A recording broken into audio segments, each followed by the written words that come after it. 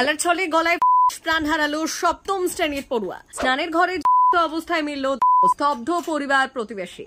শিক্ষক দিবসের দিন মর্মান্তিক ঘটনায় স্তব্ধ হয়ে পড়ল বনগাঁর কলুপুর এলাকা।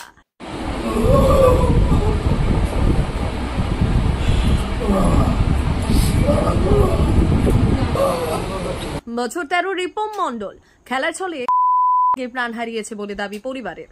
পুলিশ ও পরিবার সূত্রে জানা গেছে, শুক্রবার সকালে বাবা দেবব্রত মণ্ডলের সঙ্গে মাছ ধরতে গিয়েছিল সপ্তম শ্রেণীর ওই পড়ুয়া।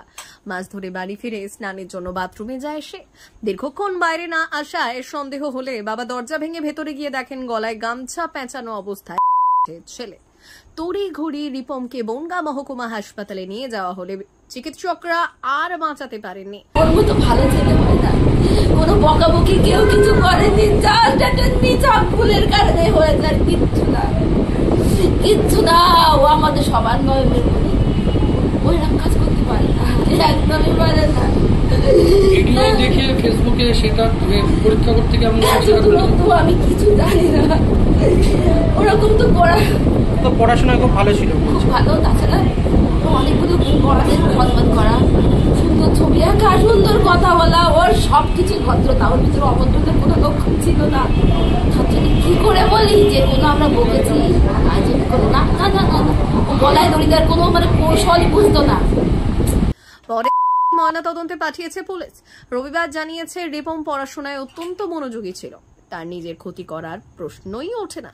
মোবাইলে প্রায় ম্যাজিক শো দেখত, গামছা দিয়ে সেই কৌশল নকল করার চেষ্টাতেই দুর্ঘটনা ঘটেছে বলে অনুমান। রিপম স্থানীয় কালুপুর পাঁচপোতা হাই স্কুলের সপ্তম শ্রেণীর ছাত্র ছিল।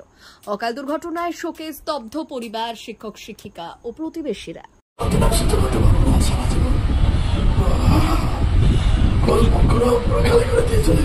কিভাবে হলো ঘটনাটা?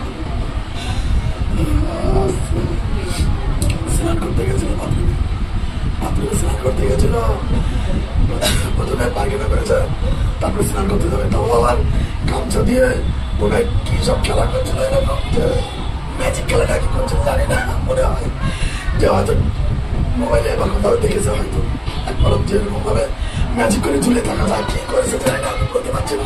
আমার সন্দেহ এটাই, ওরকম মনে কিছু করতে গিয়ে পুরো আটকে গেছে, আটকে গিয়ে পুরো টাইট হয়ে গেছে।